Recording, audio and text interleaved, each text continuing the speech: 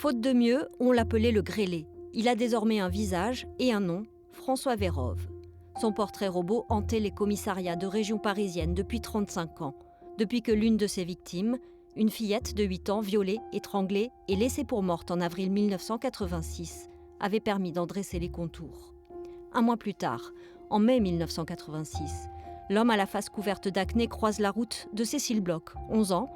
Elle n'en réchappera pas, tout comme une jeune fille au père allemande de 20 ans et son employeur de 38 ans, retrouvés eux aussi étranglés à leur domicile en 1987.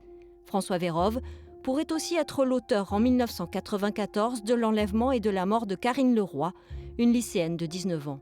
On lui attribue au moins 4 meurtres et 6 viols, avec chaque fois un même mode opératoire. Il a utilisé des techniques un peu commando dans la façon d'attacher certaines de ses victimes, dont une avec une espèce de garrot espagnol, un truc vraiment avec une corde qui lui passe un lien autour du cou, attaché comme ça en gondole à ses pieds, et le tout fermé par un tisonnier. Donc ça, et du coup, quand la victime bougeait, ça serrait encore plus le lien. Les policiers de la crime savent aussi que ce type a abordé plusieurs de ses victimes en présentant une carte bleu-blanc-rouge. François Vérove a effectivement été garde républicain, gendarme et policier. Il a laissé une lettre d'aveu avant de se suicider au Grau du Roi, mais c'est surtout son ADN qui a parlé.